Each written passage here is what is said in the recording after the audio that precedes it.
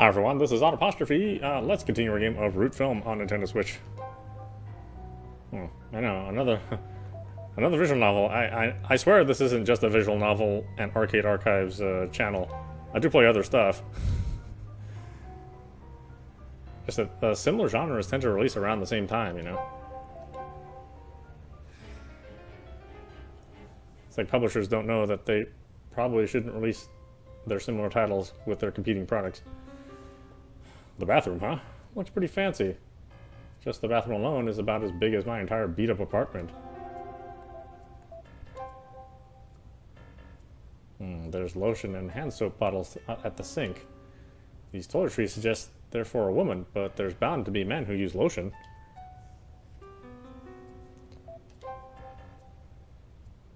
In the center of the bathroom is a jacuzzi that's too big for a single person. The water looks clean. Is it still in use? There's a bas-relief eagle on top of the pillar. Unlike the surrounding walls, the pillar alone has escaped discoloration and is mostly clean. Is that pillar made of a different material? Noticing how out of place it is, Yagumo approaches and finds some sort of spout at the bottom. What is this? Doesn't look like a water faucet. There seems to be some English-esque writing, but the letters are too faded to read. But Yagumo then notices a small scrap of paper taped next to it. Some sort of note. Methylene chloride. What does that mean? Oh, so Yagumo's sister story really did take place in the past. I mean, since this mansion is like completely abandoned and there's dust everywhere, but in her story, everything was brand new. Yeah, kind of interesting. Yagumo looks around the walls but doesn't see a single window. It seems like the room's only ventilation is a ceiling vent fan. Oh, or maybe that other story's not her sister and it's his mom? The pillar has a handwritten note taped on it saying methylene chloride. It looks like a woman's handwriting. If the fox bastard wrote it, then maybe she's a woman?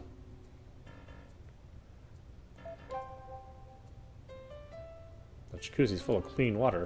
It seems to have a water circulation that keeps the water constantly clean. I mean, we know there's a trick. We already know the trick to it, so I'm not sure what we're supposed to do here. On closer inspection of the walls, there appears to be some spots with black mold. If that fox bastard's living alone and hiding, it makes sense not to keep up with the cleaning. You can't properly maintain a building like this without contracting a specialist.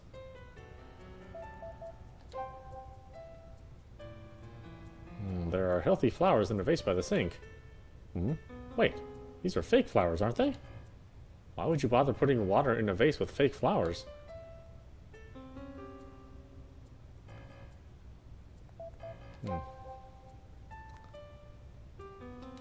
Okay.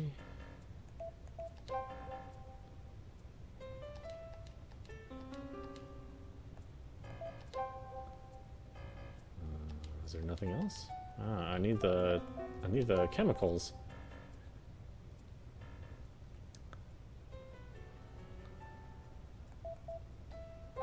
It's a library.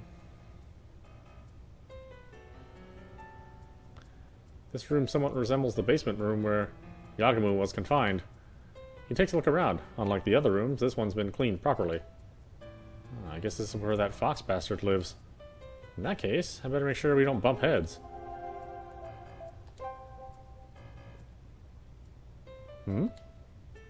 There's a line of 6 photos pinned to the wall. When Yagumo gets closer, he notices there are pictures of people of various ages and genders. Family photos? No way. Whoa. When he looks closely at each photo, Yagumo can't help but gasp in surprise. At the right end of the photo is Tori Sakurai, and the right next to it is a photo of Yagumo himself. What is this? When was this picture taken? So okay. So the other story was his mom. And then this must be the girl that we determined was guilty in murdering the writer. So she's trying to get back at her son for revenge? That's my guess. On the desk is a computer that's been left on. Hell yeah. It could be a clue to the fox bastard's true identity. Yagumo starts gleefully playing with the keyboard, only to be greeted with a login password screen. It's not even logged in. Guess I'm not seeing what's in there. The walls are covered with seemingly religious pictures as if to ward off evil spirits. That's kind of gross. Is that fox mask bastard okay in the head? On a closer look, they all depict the same thing. A woman wearing a Siutang Dynasty era outfit straddling a giant fox. Is she a dakini? No, it's not quite the same. The fox faces this way in many of the pictures. Is that Kaniago? While the pollution of death is taboo for many of Japan's gods, Kaniago loves the dead. The thought of someone wearing a fox mask and living with Kaniago plastered on their walls sends chills down Yagumo's spine.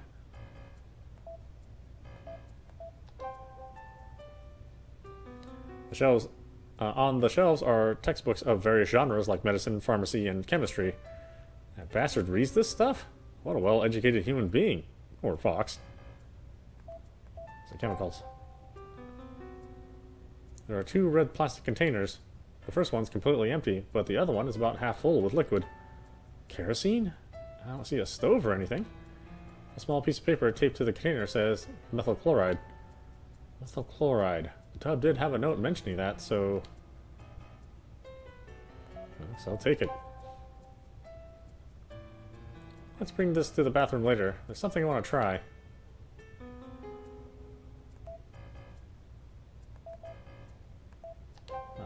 Okay, what do you want to try?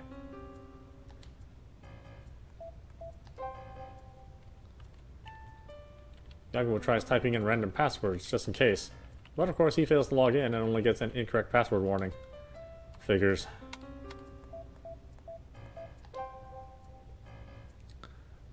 The shelf is full of books of various... Okay. There's no real uniformity in genre, as if someone just bought books at random that seemed interesting at the time.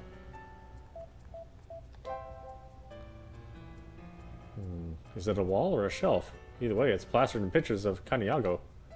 Yagumo cannot even begin to imagine what its purpose might be.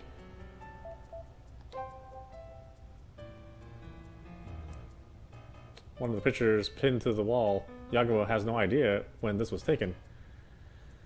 I've seen this situation in a suspense film, but now I'm living it. Feels gross. Okay, what do you want to try? Okay. Before Yagumo leaves the room, he picks up the plastic container labeled ethylene chloride. Well, let's try this thing out in the bathroom. Yagumo heads to the bathroom with the plastic containers in hand. Like I said, we know the trick because we solved the other case. We solved this mom case. Once inside the bathroom, Yagumo uncaps the spout at the bottom of the pillar and pours the contents of the plastic container inside. 1 minute passes. 2 minutes pass. Doesn't look like anything's happening. Nothing's happened, huh? They don't look important, but oh well. Disappointed, Yagumo checks the note taped to the pillar once again. There's fine print that says, "Remember to water the eagle." Water the eagle? I guess they mean the bas relief on the top of the pillar? Confused but slightly hopeful, Yagumo twists the faucet and aims the water at the eagle. Then he waits again. Nothing happened. Did I just fall for a prank? But once that thought crosses Yagumo's mind, the pillar suddenly moves and topples over.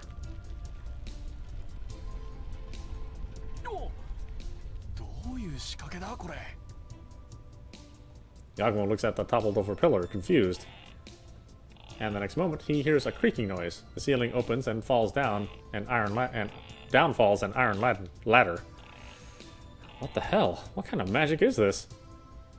Yagumo stands in shock. Yagumo stands stock still in shock as he stares at the sudden showing of the steps. But eventually he notices that he can see the sky and quickly starts climbing.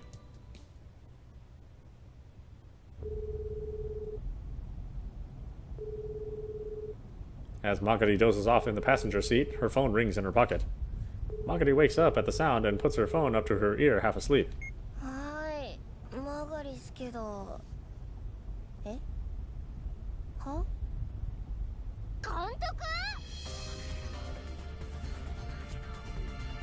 Kanade and Shitoa immediately lean in and listen in on Magari's phone call. 監督、今まで何やってたんです？無事なんすか？はあ。はい。はい。はあ？腹が減った？うざ。今そんなんどうでもいいんすよ。とにかく無事なんすね。それで今どこに？奇想館って建物だ。石見銀山、大久保マブの方に立ってる。そこで今まで狐面のやつに捕まってたんだ。奇想館、やっぱりそこなんすね。だったら今向かってるとこっすよ。もうすぐ到着します。つか、狐面のやつってなんすか？そんなやつ知らないっすよ。俺にも誰なのかよくわからん。とにかく俺は今からそいつをぶちのめしに行くつもりだ。無茶せんでくださいよ。監督の潔白はもう自分らが証明したんすから、あとは警察に任せりゃいいんすよ。俺の潔白を証明できたのか？そうっす。実はあれから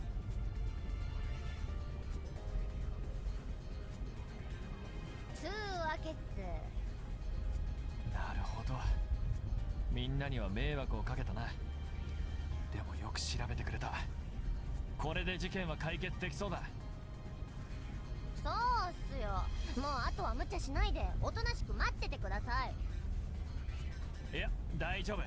今からあの狐面野郎を見つけ出してきっちり追い詰めてやるさ。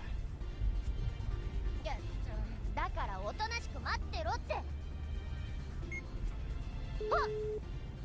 ニョロ切りやがった。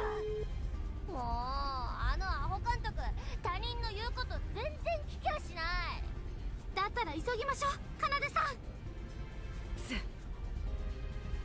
Kanade grips the wheel tight and floors it. You gonna call the police too, or Yagumo Part 4: The Solution? Yeah, it's kind of interesting how the structure's built in this game. I really like it. Even more than the previous Root games, you know, Root Film and Root Letter and Root Double. After successfully contacting Magari, Yagumo takes the elevator down to the second floor. He stays still and tries to see if anyone's there, but there's no sign of human presence at all. The fact only makes Yagumo's steps more cautious, as he doesn't know when the fox mask will appear.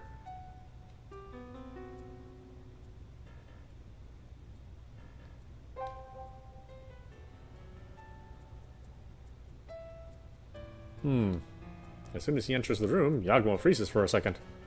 Something about the room's smell hints that someone's either here or has been here recently. The fox mask bastard seems to be living here after all. On top of the bed are a worn t-shirt and skinny jeans. Do these belong to the fox mask? Seems like one sloppy fellow. Not that I want to talk about cleanliness. But anyway, I'm not even sure if it's a man or a woman judging by these clothes alone. A small window reveals a room deeper inside. It doesn't seem that big of a room, but how do you get in? He looks around but can't find anything like a door that leads there. This building doesn't make any sense. After investigating the wall, Yagumo notices a scrap of paper taped next to the small window. Press here, written in small round letters on the yellowed page. Press here? Should I press it? Without thinking too hard about it, Yagumo puts his hand on the paper and pushes down. The wall revolves, revealing a hidden room. Whoa, a revolving door? What is this, a hotel for ninjas? What were they thinking when they planned out this building? Yagumo peeks inside, a little shook. There, he finds a pile of suspicious items, like handcuffs, rope, and a knife. Fox Mask Pervert's personal collection, huh? Wait, there's even a stun gun? Guess I should take care of this. Yagumo picks up the stun gun from the hidden room's floor and puts it in his pocket.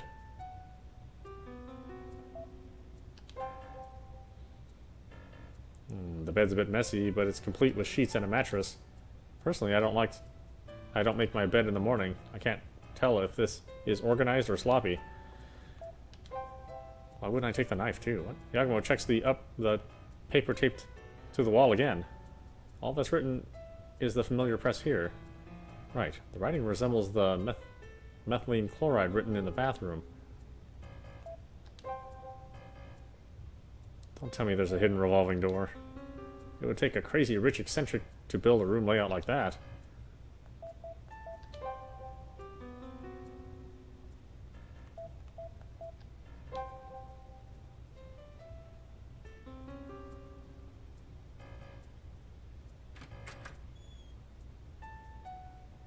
At first glance, it seems like a clean hotel room, but on closer inspection, it's got black stains here and there.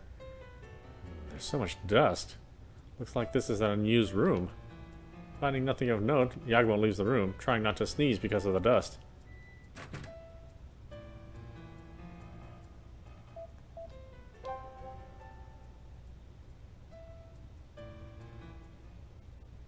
Yagumo enters a room that appears to be a wide hall. An indescribable smell stings his nose, like the smell of fish lingering in a dry cold due to the high setting on the air conditioning.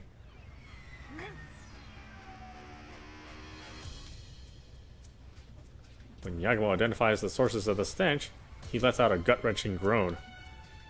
In the middle of the hall is an altar, and surrounding that altar are the half-mummified corpses of men and women hanging from the walls.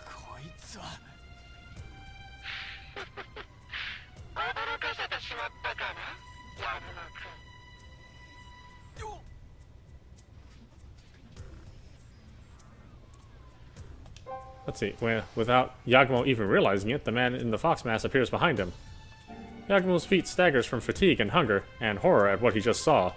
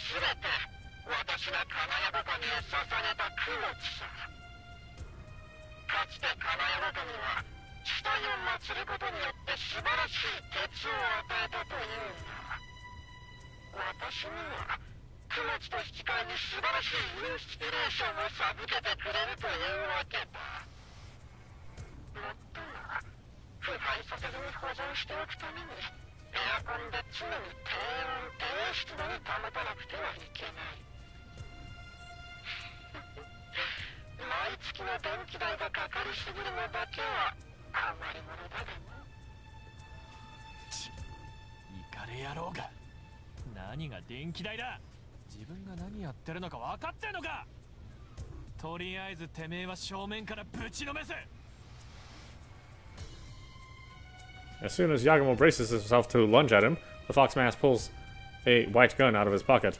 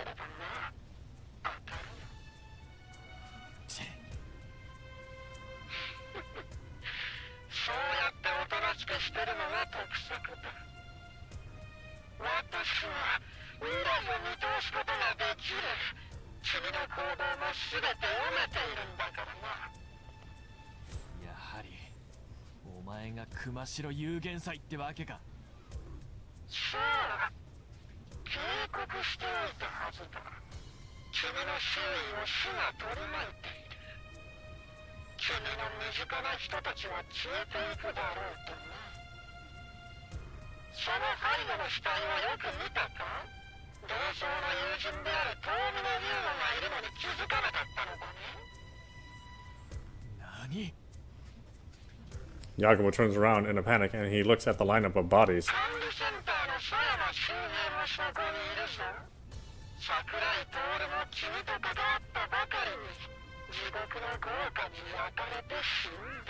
We know that was fake though.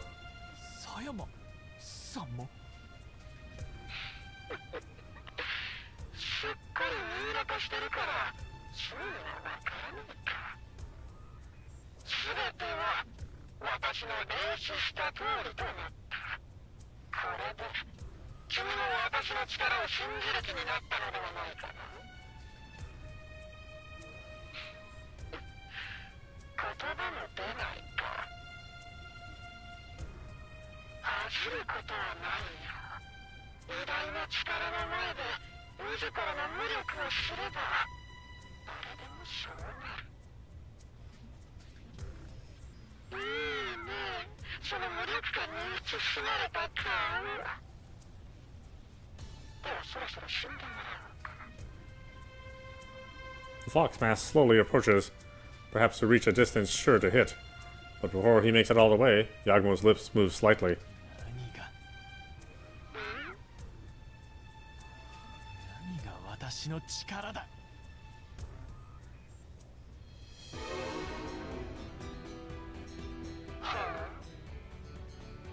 てめえが殺しただけのくせに何を勝ち誇ってやがる。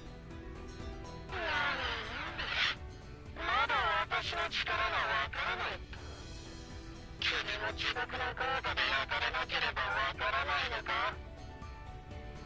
いや、よーくわかったよ。てめえがただのペテン師野郎だってことがな。地獄の豪華だと笑わせるんじゃねえ。辰野前神社の事件は桜井徹と仕組んだただのインチキじゃねえか。自分の死を偽装したい桜井徹とつるんで茶番劇を仕組んだだけなんだろ。こっちはてめえのくだらない茶番ネタは全部わかってるんだ。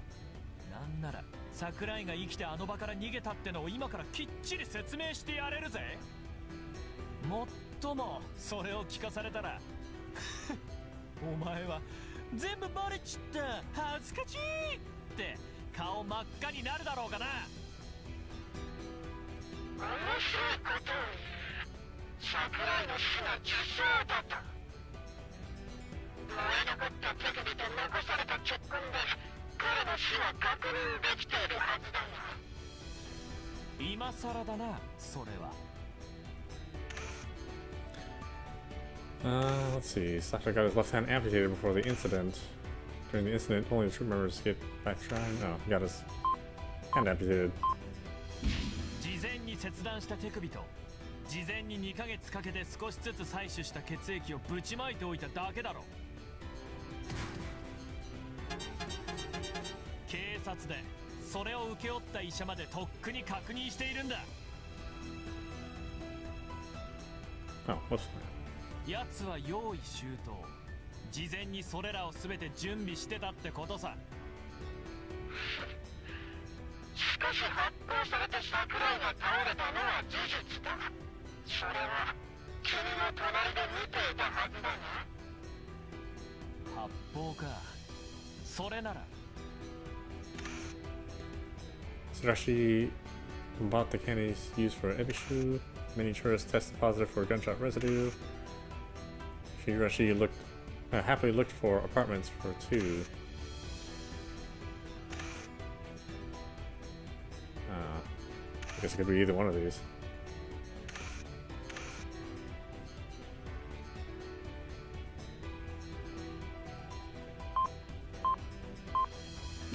そもそもその後の発砲音も恵比寿の時に巻かれたキャンディーに偽装した感触玉が利用されていた。白石ひなが桜井の指示ですり替えておいた代物だ。だったら桜井が撃たれたように偽装した発砲音もただの感触玉ってことだろう。もっとも奴の場合は恵比寿で巻かれたものではなく自分で用意してきたものだろうがな。事件の映像の音響解析で発砲音らしい音は座っている奴の膝の下で鳴っていたことが判明している。つまり用意してきた感触玉を頃合いを見て膝で押しつぶして鳴らしたってわけだ。どうだ、当たっちまってるだろう。こじつけだな。君の言う通りなら彼が撃たれて死んだこと自体が嘘だったということになる。が、そもそも撃たれていないのなら、そのまま倒れた彼の体が燃え上がった時、その熱に動かずに耐えられるはずがないだろう。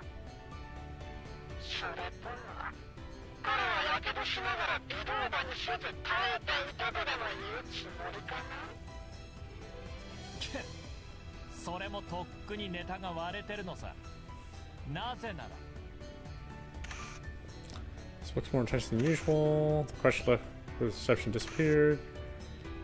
Light naphtha was found at the crime scene. That one? Yeah, I don't know. なぜなら偽装された遺体の周囲から軽質ナフ酸が検出されているからな。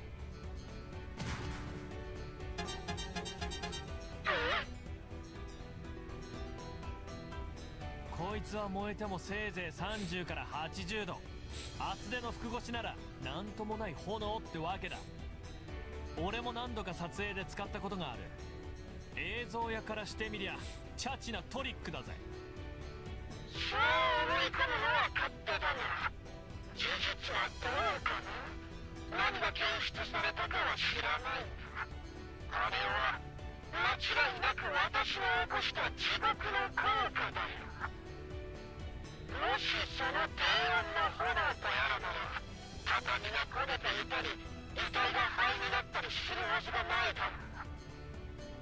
それともその救出ナフサとやらは畳が焦げるほどの炎でも人体にだけは熱さを感じさせないとでも言うのか。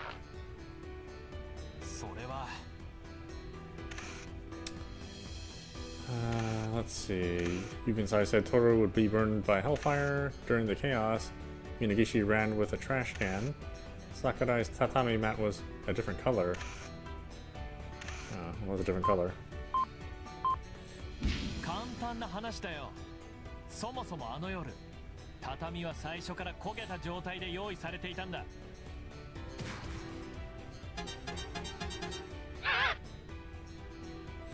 俺の優秀な、いやちょっと違うな、まあまあの助手が映像で気づいて、事件前神楽上演中の畳と事件後の畳と桜井がいたところの畳だけ色が違っていたんだ。つまり事前に焦げ跡のついた畳を用意し、裏返して敷いておいたお前は騒ぎの最中にそれをまたひっくり返して焦げ跡のついた面にした。その後用意しておいた誰かの位牌と血液をぶちまけて、あんな不可思議な焼死体を作り上げたってわけさ。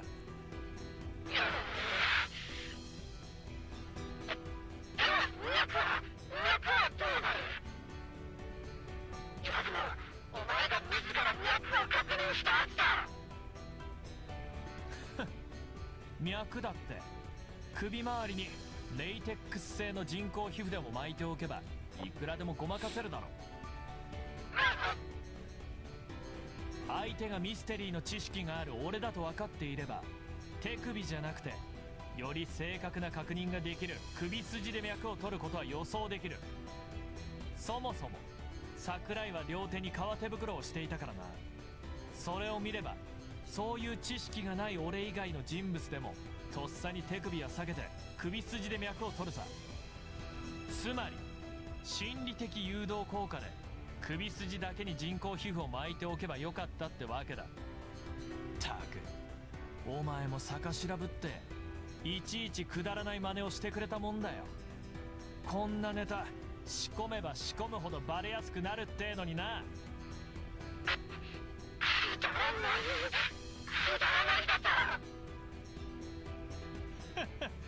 頑張って仕込んだネタをくだらないと言われてイラついてるのか。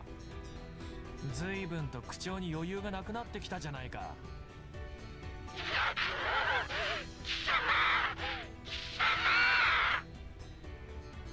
悔しかったらそのお面らしくコンコーンって泣いてもいいんだぜ。もっともこっちはその面の下にどんな面が隠れてるのかもう分かってるけどな。なあキツネちゃんよ、今回の仕掛けな、人工皮膚といい、軽質な房といい、妙に映像やらしいネタが多いんだよ。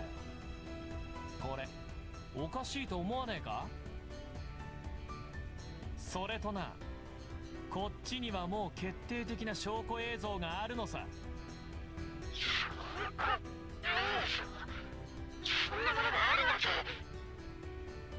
あるんだよ。今見せてやるさ。 Yagumo takes out his phone and shows a picture to the fox mask.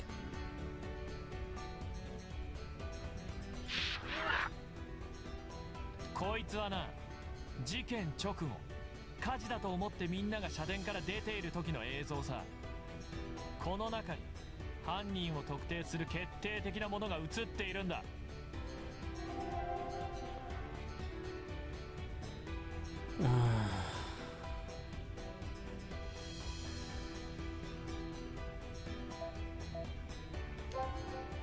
ここだ。こいつが決定的な証拠さ。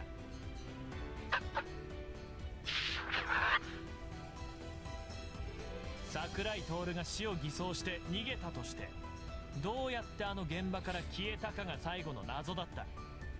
神楽の演者に扮装して逃げるにしても、奴は足が不自由で歩き方でバレる。そもそもここではもう演者も面を取っているしな。知らん顔がいたらすぐ気づかれるだろう。だとすると、どうやって抜け出したか。ここオロチの銅を収納しておく邪道袋だが、この中に入って運んでもらったってわけだ。何せこれはテント生地のような丈夫な布で、しかも1メートル以上のサイズだ。膝を抱えて丸まれば人間一人ぐらい入れるからな。桜井をこの中に隠れさせて担いで運び出し、隙を見て逃がしたってわけだ。そんなことは。見ろよ、火事で慌てて空の邪道袋を持ち出したって笑い話になってたらしいが、お前のこの格好、どう見ても重いものを運んでますって姿勢だぜ。なあ、ユーゴ。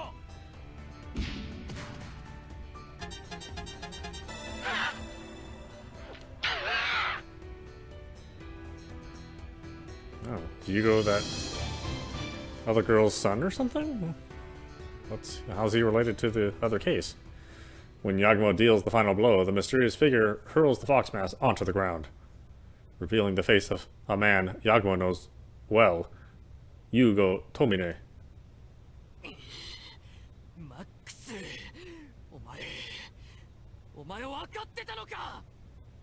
ああ、だからお前がそこの死体に自分も混ざってるとか言った時、笑いをこらえるのに大変だったんだぜ。どこでその名を知ったのか。佐山さんの死体も混じってるって言ってたが、どうせそれも嘘なんだろ。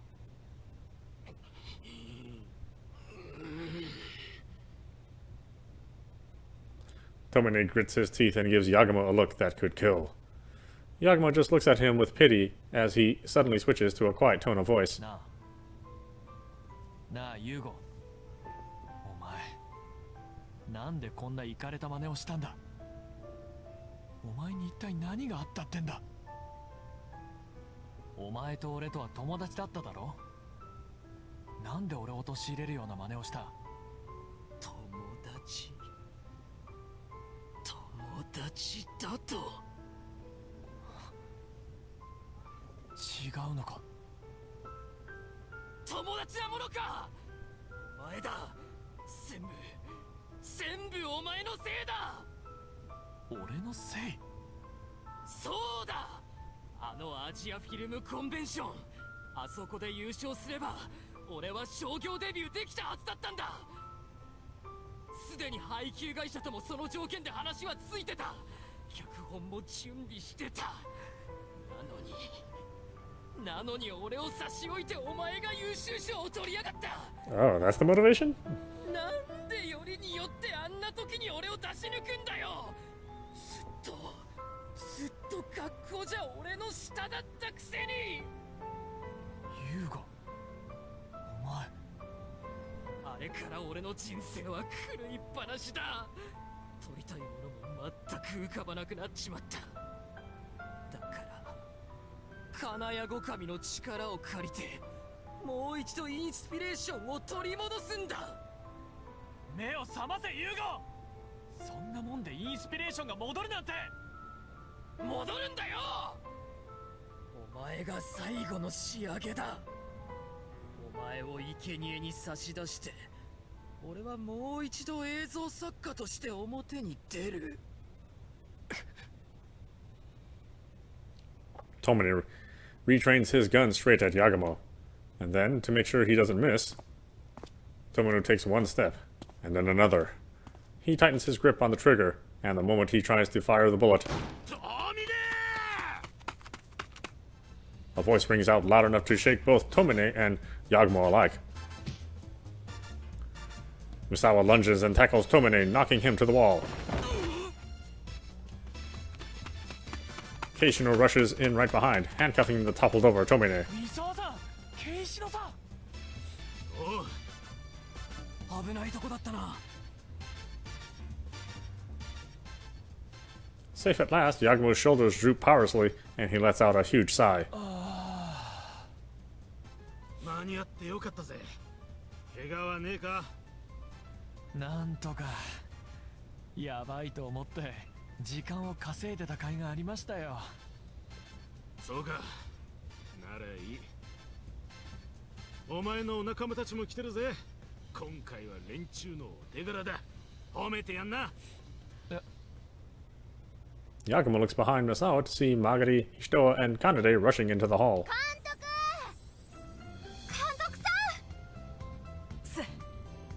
おお、マーガリ、ヒトアちゃん、カナデ。Yagumo welcomes the trio with arms wide open. They rush over to him all smiles, and then...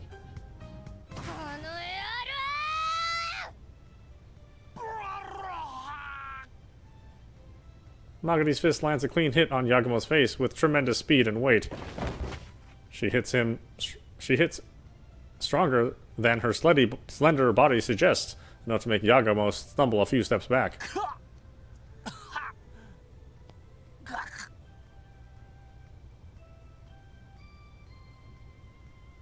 このボケ監督が何一人で勝手に突っ走ってんすか。みんなどんだけ心配したか分かってんすか。なんでうちらにだけでも一言教えていかねえんすか。警察にも井伏監督たちにも迷惑かけてるし、一丁前の大人ならちった考えて行動しろってんすよ。ほら聞いてんすか、保監督。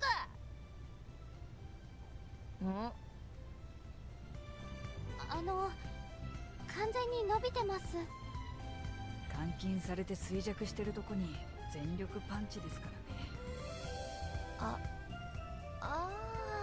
なるほど。救急車かなですね。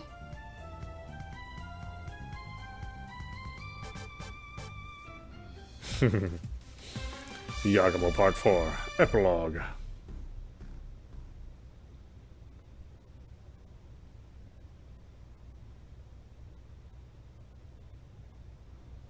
というわけで、八雲凛太郎、本日無事退院してまいりました。今回は本当ご迷惑をおかけしてすみませんでした。Let's see. At the famous Izumo Soba Kizuku, a banquet is held to celebrate Yagumo's discharge and to thank everyone who helped. Attending are his usual staff, with the addition of Ibuse and Monami. まあ、無事だったなら何よりだな。ええ、疑いも晴れてプロジェクトも継続となりましたしね。本当にまさかお二人にまで助力していただいてたなんて、なんとお礼を言っていいか。それに磯上さんへの口添えまでしていただいたみたいで。気にしなくてもいいですよ、八雲くん。それに磯上さん、真相が分かってからはまた話題になるって喜んでましたし。そうだな。今回の件も彼ならうまく宣伝に使うだろところで監督、結局あそこでめっかった死体の中に佐山さんは混じってなかったんすよね。 Let's see. Touched by their kind words, Yagumo can only bow his head at a loss for words. ああ、予想通り奴のハったりだったよ。もっとも桜井徹はあそこに吊るされちまってたそうだけどな。逃がしておいて結局殺してしまったということですか？そう、俺に罪を着せるためというのもあるけど、あいつは夜逃げや失踪を希望する人物をターゲットにしては生贄にするために言葉巧みに屋敷に連れ込んで殺してたらしい。かわいそうに。他の遺体も多重債務者やら違法入国の外国人労働者やら弱みのある人物ばかりだったそうだ。ひどい。学生の頃はいいやつだったのに、たった一度賞レースで負けたことであんなになっちまうなんてな。挫折だらけの俺にはよくわからねえ話だ。When the table has fallen into an awkward silence, Ishitoa changes the subject. そういえば監督、体調はもう大丈夫なんですか？倒れてから丸一日目を覚まさなかったから心配してたんですけど。おかげさまで点滴打って寝たらすっかり全開したよ。そもそも軽い脱水症状と空腹と疲労から来る血糖値低下だったからな。あんなとこでなんでぶっ倒れたのか不思議なくらいだ。三沢刑事たちが助けに現れて一気に気が抜けちまったのかもな。覚えてないんすか？倒れた時のこと。なんか衝撃を食らったような気がするんだが、そのあたりの記憶がどうも曖昧なんだよな。ああ、それは Nagari interrupts Kanade with a loud voice. ああ、そりゃ地面に倒れた時頭打ったからじゃないすかね。ゴンってすごい音してたし。ああ、そうなのか。あーとそうっすよ。こっちも前触れなくいきなり倒れたんでびっくりしましたもん。ね、ひとはちゃん、かなでさん。そうだったかな。そっか。まあ3人にも今回はすごく助けられた。本当に礼を言うよ。いえ、監督さんは無実だって信じてましたから。そうっすよ。それに監督いなきゃ自分も困りますもん。みんな、マガリ、そこまで言ってくれるとは。ほんと、俺はいいスタッフに恵まれたよ。でしょ？んじゃあ、はい。Nagari smiles and holds her hand out to Yagumo. なんだこの手。何って分かってるくせにもう、おとぼけ。わからん。なんだ。もうボーナスっすよ、ボーナス。ボーナスないと愛車の車検代が出せないんすから。なあ、ボーナスか。言ったな、そんなこと。そうっすよ。もう忘れちゃ嫌っすよ。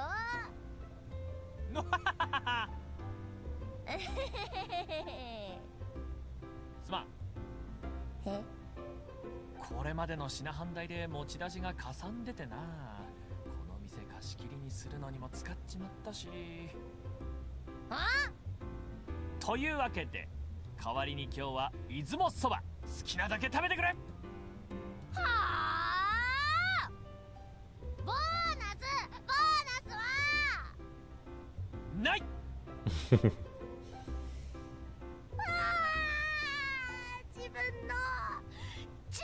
のボーナス。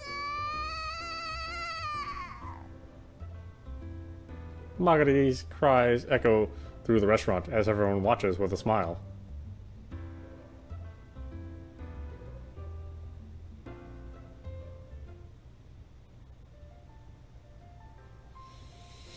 All right. Well, that was a lot of fun. I definitely like it. I mean, the Roots franchise has actually been getting progressively better. So, you know, the original managed to be a hit, yeah, even though it was, you know, super cheesy, especially with today's writing and style. You know, a lot of the investigation just kind of seemed off the wall in that game. And then with Root Double, there was definitely a lot more drama and interest, and this one is kind of tongue in cheek. Obviously, it never remains all that serious, but it still has some pretty good twists in it. So yeah, I think if you are interested in visual novels, you know, this isn't going to have like a lot of the puzzle solving elements that a lot of visual novels do. But for me, this is the kind of visual novel that I like and prefer more. You know, I really just want an experience instead of, you know, a point-and-click adventure where I'm just trying to figure out how a developer wants to hide stuff in order to extend the gameplay. So, yeah, I definitely like it, and I'm looking forward to more games in the Root franchise.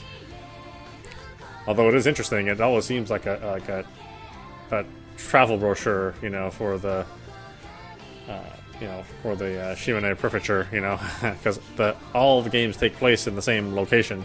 And they're always, you know, the same areas that you visit and the same tourist spots that you would also visit if you visited that particular area of Japan. So, yeah, I think they've done a lot with what they have, and to try to make things interesting with the stories themselves, even though you're seeing the same places over and over again across, you know, multiple games.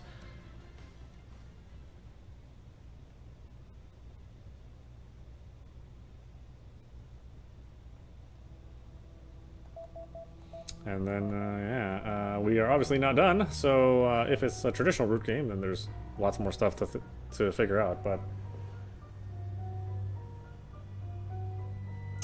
for now, we'll just stop it there, and tomorrow we'll pick up on Yagumo Part 5. Once again, this is audap watching Root Film on Nintendo Switch. Anyway, I hope you enjoyed watching. I will see you at the next stream.